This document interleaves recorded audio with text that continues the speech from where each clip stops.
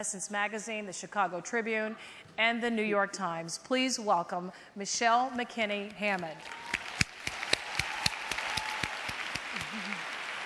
And our next guest, Dr. Cynthia James.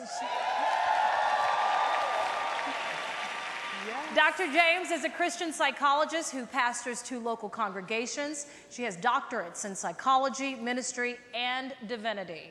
Dr. James maintains an active schedule but takes immeasurable delight in her husband of 39 years and her 3 children.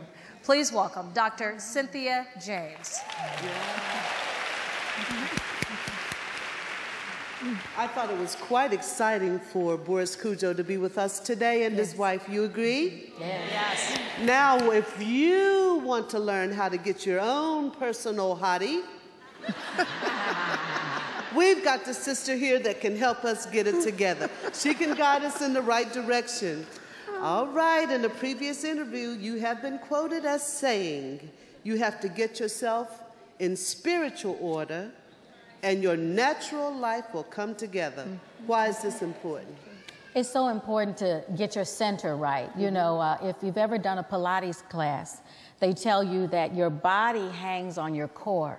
So your core has to be strong enough to carry all your other limbs. Otherwise, you get out of sync and out of balance, which creates other health problems.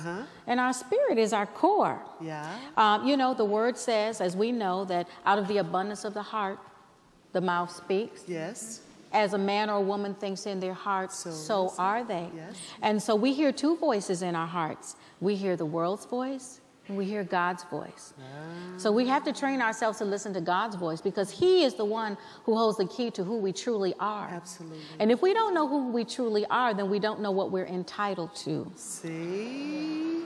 Hello. That's right. So I find that what happens with a lot of women who want a mate or want a man in their life, that they don't know what they're entitled to yet.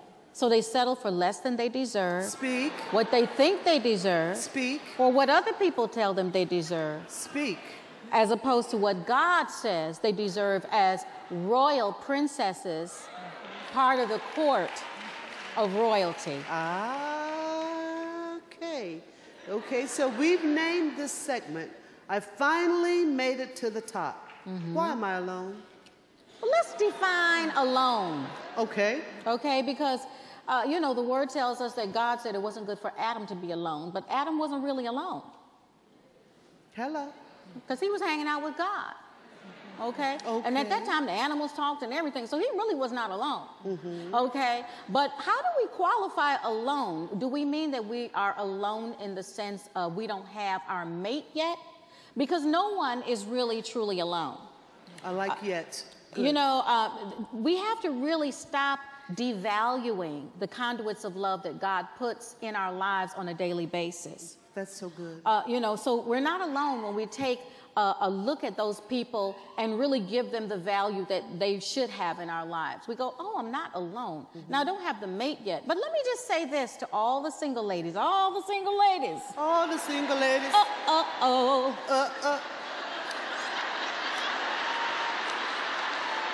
Good bag.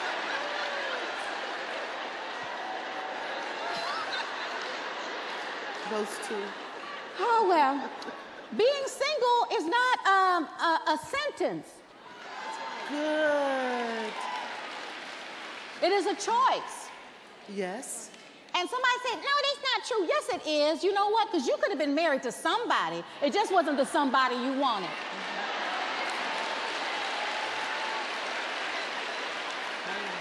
You were powerful enough to know and recognize you did not want to spend the rest of your life with that person. So the goal here is to be found. You know, I have a book, How to Be Found by the Man You've Been Looking For. Be found. I love it. To be found by the person who deserves you. The person who is qualified to cover you so you don't have problems with submission. I wish I had been in on that discussion. You know, I think that we let the world tell us, oh, you don't have a mate, so you're alone. No, you're not alone. You're surrounded by God, first of all. You're surrounded by a great support system, or you should be. And if you're not, it's your fault.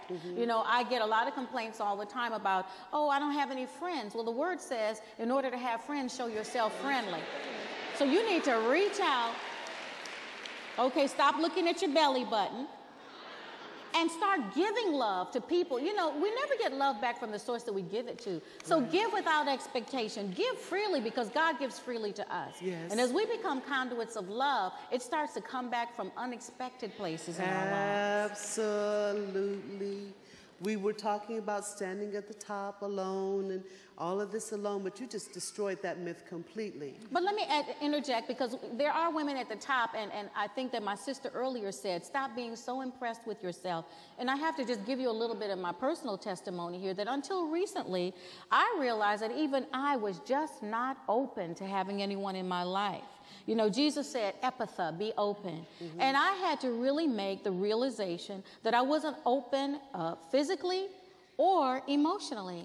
I was way too busy. And you know, when people would say, well, how come you don't have anybody? How can you be a relationship expert and not have a man? I'd go, I don't have time for a man. And I really didn't have time for a man. And if I tried to have time for a man, I didn't know exactly where he would fit in my life, because my life is very crowded, you know, with activity and people.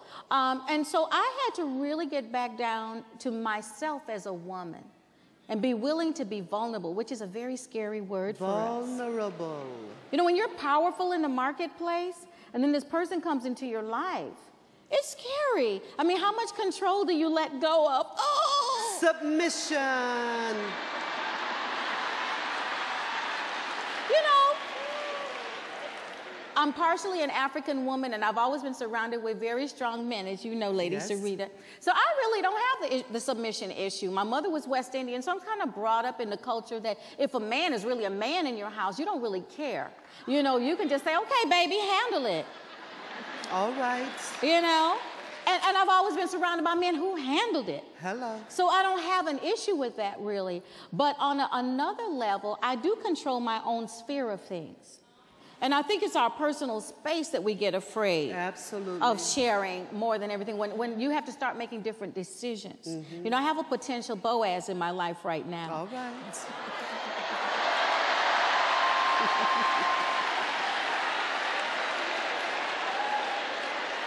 All right. And it's making me make different decisions, and it's scary because I now have to consider someone other than myself. Absolutely. One of your recent books, the women at our church have been very excited about the secrets of an irresistible woman. And without giving away much of the book, because we want you to go out and buy it, what are some of the secrets of an irresistible? There are so many. But when you asked me that, the first one that came to my mind was learn how to dance. And it is about learning how to follow rather than lead. I was always horrible in school. You know, when the guy came up and asked to slow dance, I was always afraid because my first instinct was to lead because I didn't know how to follow. And I think that that's one of our biggest fears and issues, is learning how to dance, learning how to follow, learning how to let the rhythm carry us, trusting the music. Hello.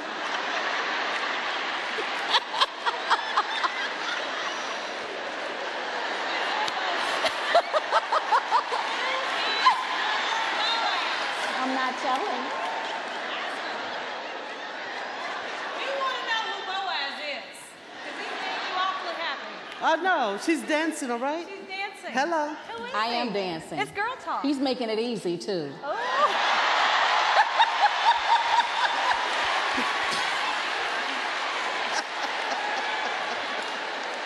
And she's blushing, Sean. Well, all right, irresistible woman. First Lady, is that part of the secret that you don't tell everything? Because I want to know who Boaz is. Yes, you She's know not that the telling. word says not to stir up love until it's time. I got a big mouth. All right.